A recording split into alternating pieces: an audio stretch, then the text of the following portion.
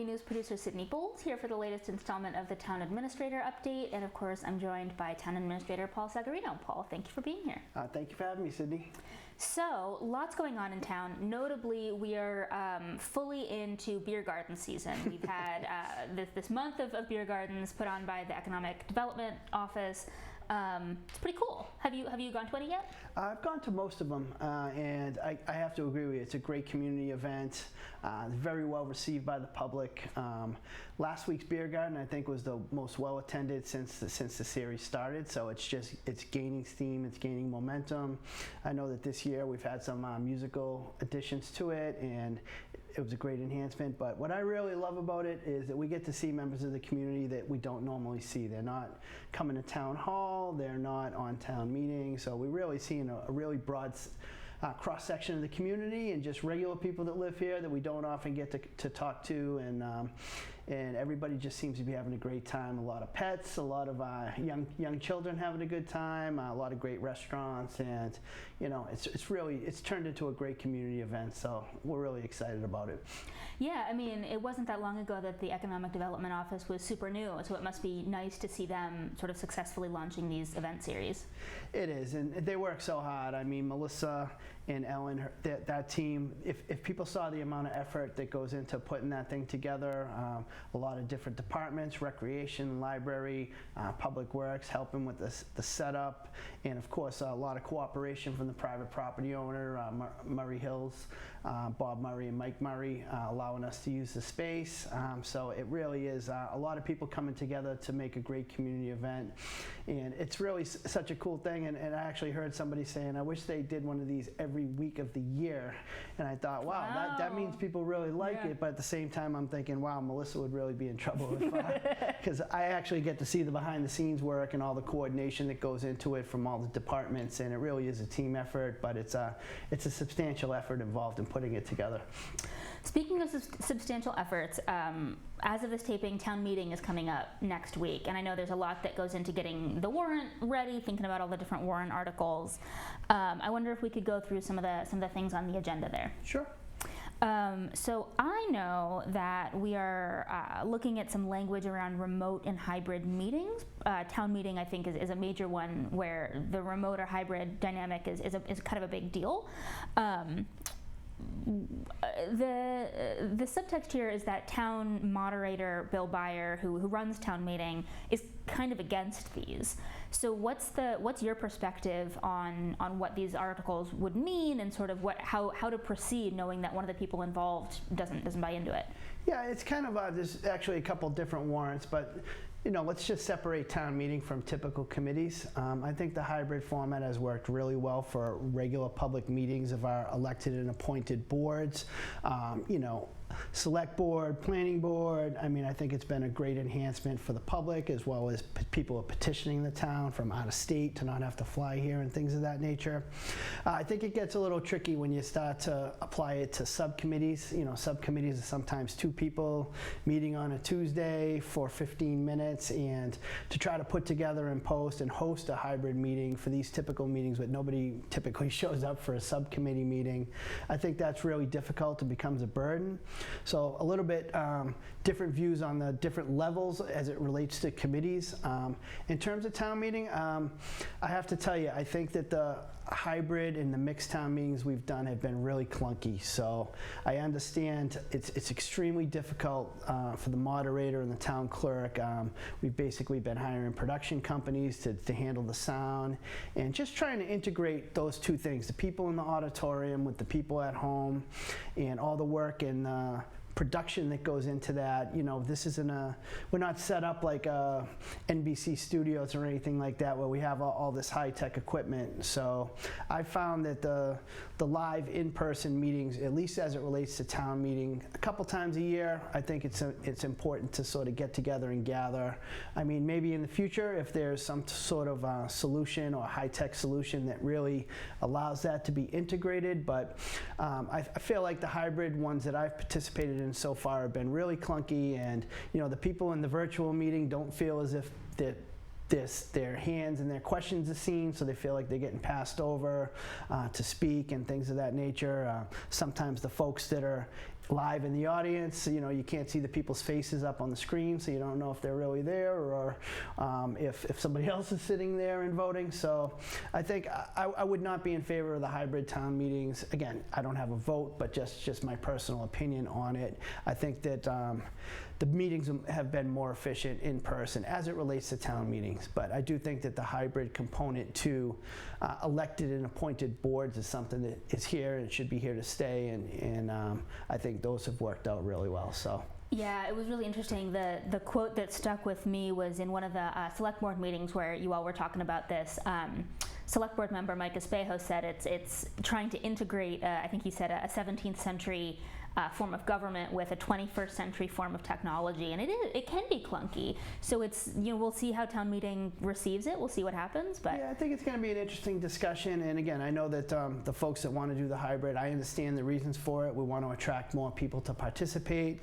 People are very busy in their personal lives and their family lives and their work lives, and again, we want that participation from all different groups in town. But like I say, I don't know if the technology has been perfected to allow that to be a really useful thing. I really just feel like the in-person meetings have always been much more robust discussion.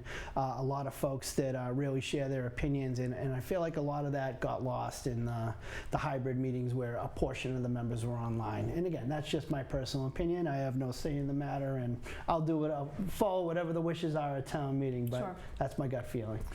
So another warrant article up this town meeting is stuff that Liz Bonventry, the planning director, has pushed pretty hard for. And so I know that this is her project, so I don't want you to speak to something that you don't feel is yours to speak to. But it is some really interesting stuff about sharing parking spaces and working to address rush hour traffic stuff.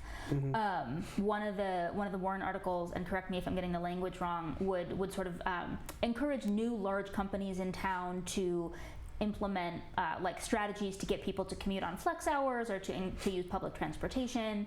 And then another of these rules that she's been working on would have some businesses be able to share parking spaces so that potentially less land would be taken up by parking spots. Mm-hmm. Have you been following along as Liz has shaped these policies? Not as close as I might if I was on the planning side of things, but I think Liz has great instincts, and I think we can all see that we have a real surplus of parking spaces in town at most locations. Mm-hmm. And it really is a poor use of land. It's it's not great for the environment, and I mean, we all drive around town and see these giant asphalt parking lots.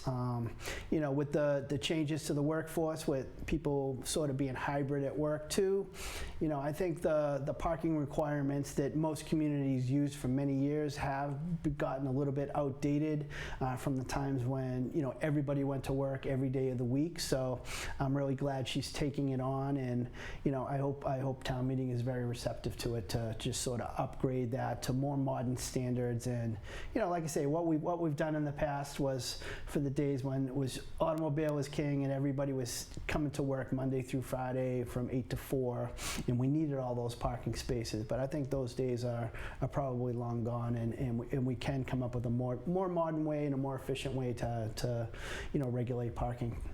So I know I will be there at town meeting with my water to stay hydrated, my laptop to take notes, so I'll be following along. I know you'll be there too, and we can check back in after, see how it all went. No, absolutely. To go back to the select board a little bit, I've been really interested in your work, or the select board's work rather, on revising the alcohol policy. Yep. Could you do me a favor and explain what these changes would do? Really what we were just trying to do is modernize our policy. When you work in local government, a lot of the policies just get carried on for years and years. So since I moved into the office, what we wanted to do is take each individual select board policy and just review it, and some of them, they may be 25, 30 years old, and it may say call Joe to turn the sprinklers on, and Joe may have retired 20 years ago. So we just wanted to really modernize the policies. Obviously, the alcohol policies are a really big one here. I think that there's no real substantive changes to the current policy. It's just sort of updating with more modern language, based upon what other communities have done. And in terms of changing the way we do business now, there's no significant changes. I know there's a couple of items that the board will be discussing, the BYOB policy, whether or not to allow that in town. I know one of the hot areas for the board is always the hours of operation on the weekends. Should we be, open later? Should we force them to close so folks can go home with their families? So those are some of the areas of that the board will be discussing moving forward, where they want to talk about. But for the most part, it's just really a modernization of policies. And, we'll move on to the next one. We did the town common fairly recently, and it's just a chance to look at old policies and see if there's anything we can do to update them. But in terms of alcohol, there's really no substantive changes other than what I just mentioned. The possibility of them discussing BYOB and closing hours is always something that board members, have an opinion on as to what time folks should close. Yeah, the BYOB thing does seem to be sort of the place where there's the most potential for change. I know there's a lot of folks who think that would be super fun, other folks who think it would potentially be a challenge to people who have pretty highly sought after alcohol licenses. So I think that might be a little bit more fraud, potentially. Yeah, that's certainly part of the discussion is folks pay a good amount of money to have an alcohol license in town, and then to allow some businesses to serve alcohol, not necessarily profit off of it, right, but serve it as an enhancement. That could be looked at as an unfair advantage to those that are not paying for it. But again, I think there's good arguments to be made on both sides, and I think sometimes the BYOB thing kind of works in a super small place, that doesn't have the capacity to pay for all of the licensing and insurance that's needed to actually carry a license. So I think it's definitely good arguments to be made on both sides of that one, and I'm kind of curious to see how the board does, because what we learned is that you can outlaw BYOB from the town, but if you don't outlaw it and you don't have a policy, anyone can do it anyway. So that's one of the areas that we're really tightening up, and I'll be really curious to see what the board's thoughts on it are. Okay, well, I will be following along as well. Last thing, I want to give you a chance to crow a little bit, to brag on Burlington, because since the last time I had you in, we had two major projects finalized, opened, PFAS filtration system and the MWRA connection. These are both really huge, and they were both just done really recently. So I want to give you a chance to talk about what it feels like to have both of those done. I guess what I would say is I'm just grateful for the team that we have here in Burlington. There were so many contributions from so many people to get both of those projects done. The MWRA one is a little bit longer and more complicated, but the PFAS one, as we talked about, was really done quickly and with speed, probably the fastest one in the state to correct that issue.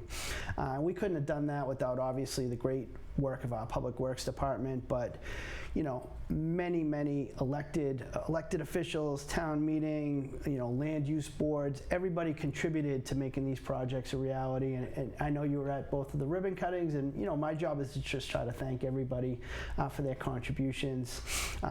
Big projects, we got some pretty good dignitaries to come in town, and that's always a great opportunity for us to, let our elected officials, Congressman Moulton and Lieutenant Governor Driscoll, just to sort of let them know, hey, they contributed to these projects. We want to thank you, but we also want to take the time to showcase the town and say, hey, look, if you invest your state or federal funding here, you're going to get results. And we just it's always a great opportunity to have someone like that in town, just to be able to sort of show them all the great things that we have going on here in Burlington.